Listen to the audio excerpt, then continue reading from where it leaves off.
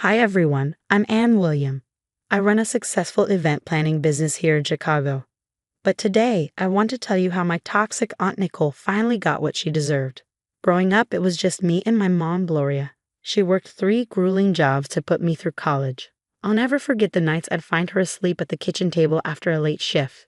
That woman is my hero. But Aunt Nicole? She's a different story. While my mom was breaking her back to provide for me, Nicole was busy flaunting her luxury cars and bragging about her high-end beauty salon downtown. At family gatherings, she'd give my mom these fake sympathetic looks and say things like, "I just don't understand why Gloria doesn't try harder. There are so many opportunities if you know the right people." Her daughters, Celine and Elisa, were just like her, spoiled, entitled, and always looking down on everyone. Last Thanksgiving, I overheard them mocking my mom's modest apartment. "Can you believe they don't even have a pool? How do they live?" they sneered. But despite them, things were going great for me. My event planning business was booming, thanks in part to my incredible assistant, Ramon. I'd just gotten engaged to James, a brilliant corporate lawyer who saw right through my aunt's facade. "She gives me weird vibes," James said after one family dinner. He wasn't wrong. During that dinner, Nicole kept pestering Lucas, James's business partner, to use her salon for their corporate events. Lucas politely declined, saying, "Sorry, Nicole, but we already have contracts with other vendors." "But family should always come first, don't you think?" she cooed, batting her lashes. Lucas wasn't buying it. Meanwhile, my mom pulled me aside one evening. "Honey, be careful. Your aunt's been asking a lot of questions about your client list." "Why would she care about my clients?" I asked, confused. "Because that's what Nicole does," my mom said grimly. "She finds ways to use people and then tosses them aside." Ramon noticed it too. "Boss, your aunt's been calling the office, trying to get info on our high-end clients." "Block her number," I said, thinking that would solve the problem. But I had no idea it was just the beginning. Nicole had a way of turning every family gathering into her personal networking event.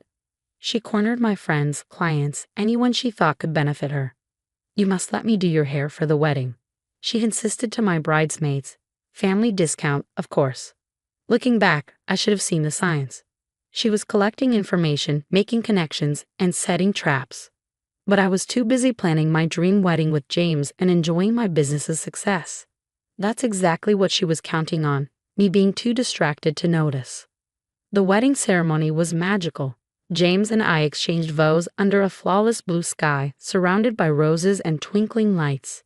Even Aunt Nicole managed to behave, though I caught her whispering to Celine about how her own wedding would be much grander. Everything changed at the reception. I was mingling with guests when I heard Celine's sharp voice cut through the crowd. "Mom, we've been waiting forever. No one's even taken our drink orders." I walked over to see what was wrong, and that's when Nicole pounced. "Anne, darling, your servers are completely ignoring my girls. They've been sitting here parched for 20 minutes, she said dramatically. "The servers are following a set pattern to ensure all guests are served efficiently," I replied calmly. "Nonsense. They're family. You should serve them yourself. I've always taught my girls that family comes first. Remember when I did your graduation photos for free?" "For free?" I shot back. "You charged me double your regular rate." Before I could say more, my mom stepped in, her voice cutting through the chaos like a blade. "Enough, Nicole.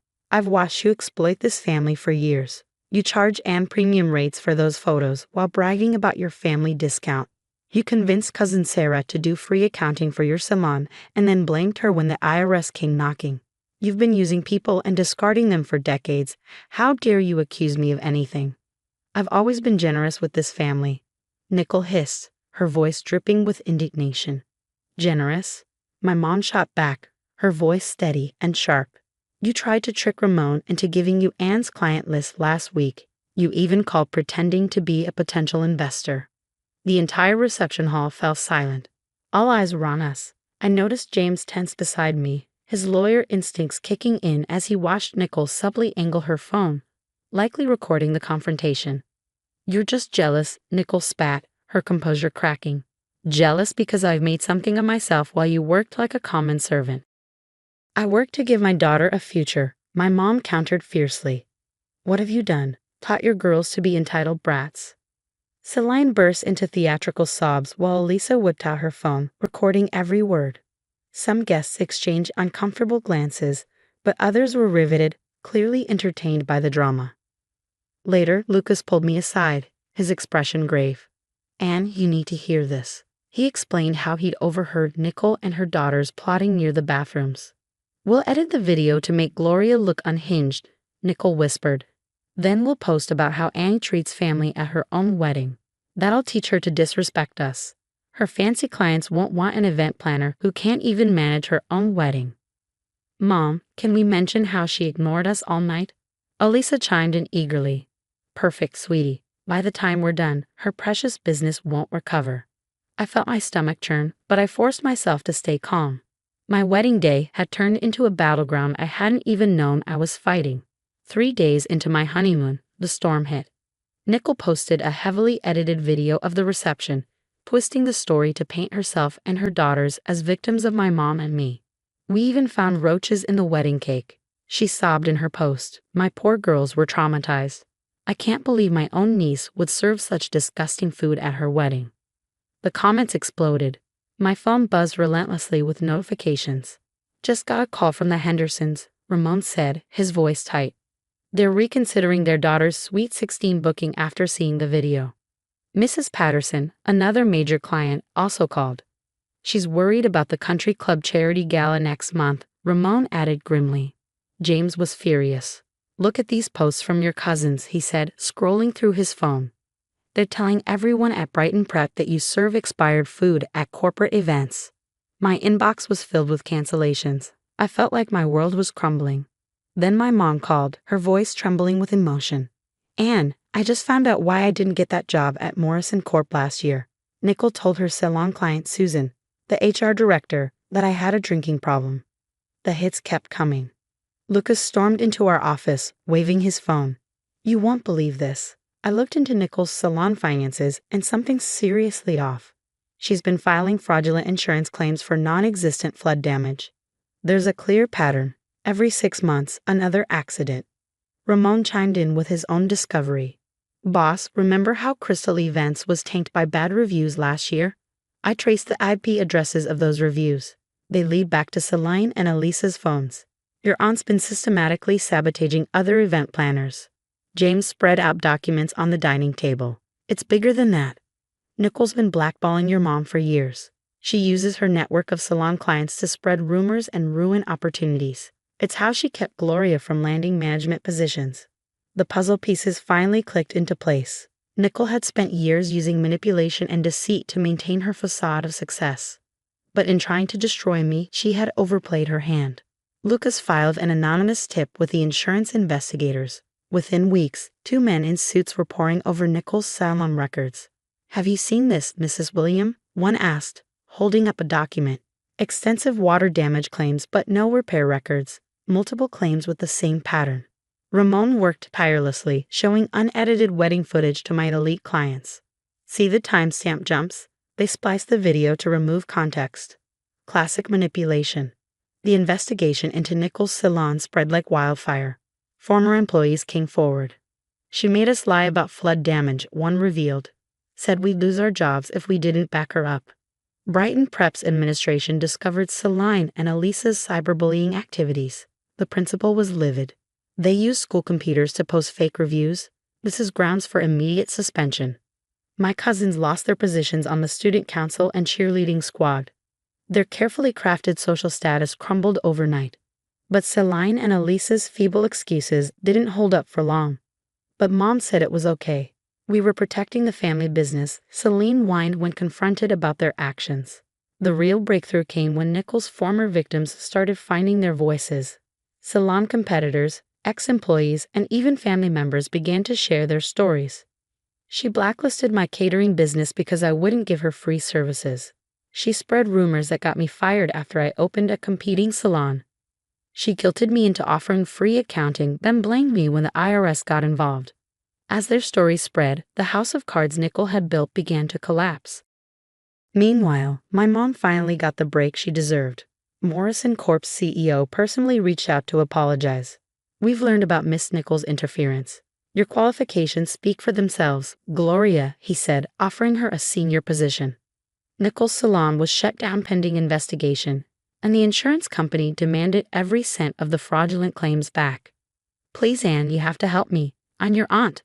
I'll lose everything, she begged in a voicemail. I deleted it without listening to the rest. That same day, I signed the lease for my company's new downtown office. Moments later, Ramon burst into my office, grinning. Nicole's salon just filed for bankruptcy, and guess what? Brighton Prep wants us to handle their graduation ceremony. The family members who had stayed silent at my wedding suddenly found their voices, too. We always knew Nicole was toxic. Remember how she tried to ruin Cousin Sarah's accounting business? Mom and I celebrated over dinner in her new corner office overlooking the city. She raised her glass of champagne, a triumphant glint in her eye. I saw Nicole at the grocery store today.